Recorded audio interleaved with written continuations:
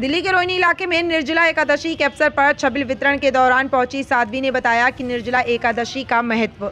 दरअसल रोहिणी सेक्टर 8 में छबिल वितरण के दौरान मुख्य अतिथि के रूप में पहुंची साध्वी समाहिता ने बताया कि निर्जला एकादशी के दिन बिना जल और अन्न के उपवास किया जाता है और अपने हिस्से का जल जरूरतमंद लोगों को पिलाया जाता है और इसी उद्देश्य से छबिल का वितरण किया जाता है। आज देश भर में निर्जला एकादशी का पर्व बड़ी धूमधाम के साथ मनाया जा रहा है। हिंदू धर्म से जुड़े लोगों में इस पर्व को लेकर एक अलग ही जोश और उत्साह का माहौल देखने को मिला। इस संबंध में विश्व गुरु भारत न्यास आध्यात्मिक संगठन के संस्थापिका साध्वी समाहिता दीदी ने बताया कि एक साल से 24 बार एकादशी का पर्व मनाया जाता है, लेकिन निर्जला एकादशी का एक अलग ही महत्व है। उन्होंने बताया कि ये पर्व हिंदू धर्म की परंपराओं और सांस्कृतिक मूल्यों को दर्शाता है।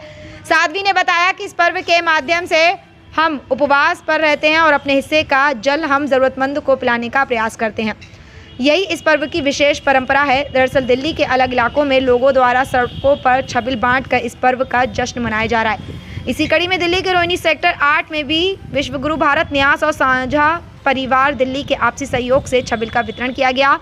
इस मौके पर विश्व गुरु भारत न्यास की संस्थापक साध्वी यहाँ मुख्य रूप से मौजूद रहीं। इस दौरान आयोजकों में एक अलग ही जोश और उत्साह का माहौल देखने को मिला। इसी मौके पर बोलते हुए साध्वी ने इस दिन की विशेषता का व्याख्यान किया और निर्जला एकादशी के महत्व को समझाने का प्रयास किया। सर्वमंगल मांगल्ये शिवे सर्वार्थ साधिके शरण्ये त्र्यंबके गौरी नारायणी नमोस्तुते।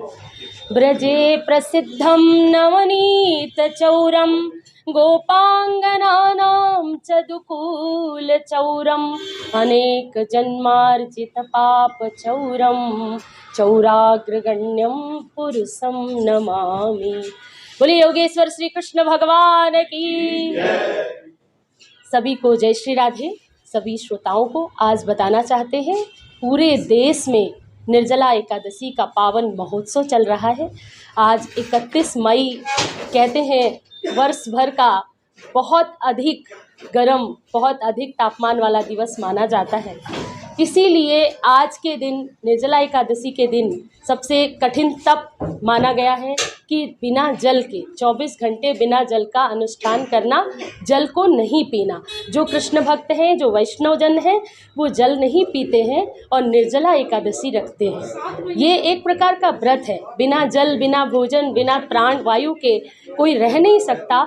परंतु जब हम किसी चीज़ का, किसी अतिशय प्रिय या अतिशय आवश्यक चीज़ का, वस्तु का त्याग करते हैं, ठाकुर जी का स्मरण करते हैं, तो वो व्रत कहलाता है। जो हमें ठाकुर जी से, जो हमें परमात्मा से, जो हमें श्री कृष्ण से जोड़ दे, वो व्रत कहलाता है। आज के दिन विश्वगुरु भारत न्यास की तरफ से, साझा परिवार के सौजन्य से, पूरे रोहिणी वासियों की तरफ से एक बहुत ही दिव्य, पावन, विराट पांडाल लगाकर छबील लगाया गया है। छबील का अर्थ है कि आप किसी प्यासे को जल पिलाएं, क्योंकि सभी लोग ये अनुष्ठान या व्रत तो कर नहीं सकते।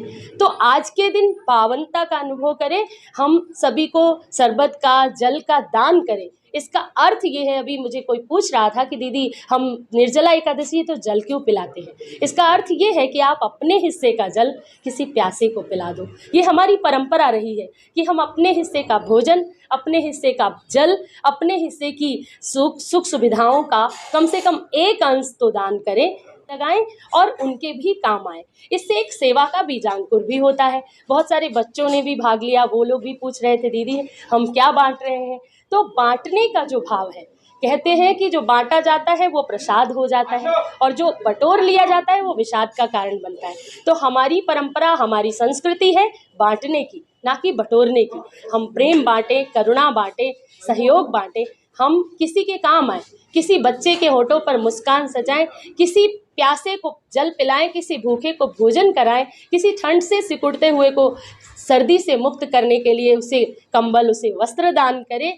ये तो है। हम, इसका अर्थ ये है, सभी लोग सुखी होना चाहते हैं और सुख दीन्हे सुख होत है, दुख दीन्हे दुख होत। जब हम किसी को सुखी करते हैं, वो जब जल का ग्लास पीकर, शरबत पीकर भीतर ठंडक महसूस करेगा, तो जो सामने व्रत करने वाले लोग हैं, व्रती हैं, जो उपवास में हैं, उनको भी शीतलता। तो भारत न्यास और साझा परिवार के दोनों के सहयोग से ये दिन, जो हमारे धार्मिक मान्यताएं हैं, उनके हिसाब से आज का दिन बहुत ही गर्म होता है तो उसके लिए एक प्यासे को जल देने का प्रावधान हमारे हिंदू संस्कृति में बनाया, तो उसी के उपलक्ष्य में हमने भी यहाँ लगाया है रोहिणी क्षेत्र में सेक्टर 8 में, जिससे कि हम जो भी सेवा कर सकें।